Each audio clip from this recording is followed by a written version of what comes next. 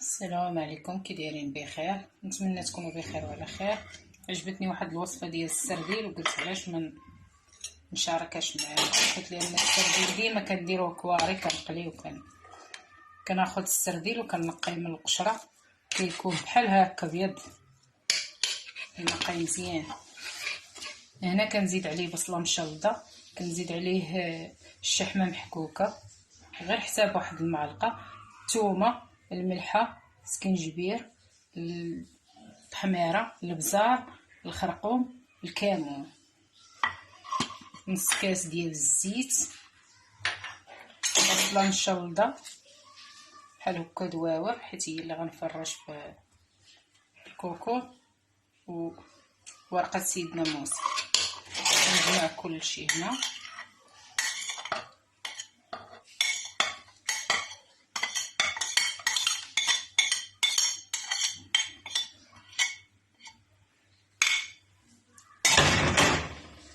كنجمع كلشي وكنخلط هادشي بحال هكايا، كنديرو كواري وانا نرجع معاه.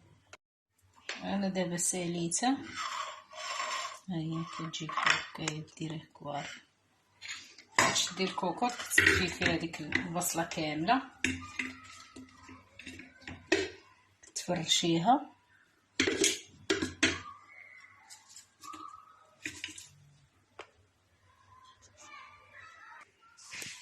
انا فرشت البصله كامله، وملي تفرشيت رشوا عليها شويه الملح وشويه الكمون.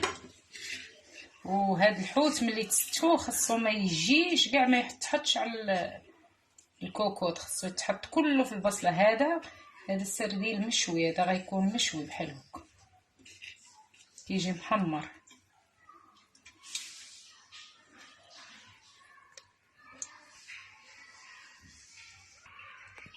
ها هو ساليته بحال هكا، خاصو يجي مستف. وهذا ما كرهتكمش تزيدوا معاه الزيت العود، هذا الزيت ما كرهتكمش ديروا معاه الزيت العود، كيجي زوين الزيت العود. انا ما عنديش، ما درتوش. صافي كتلوحوا هاد الوريقات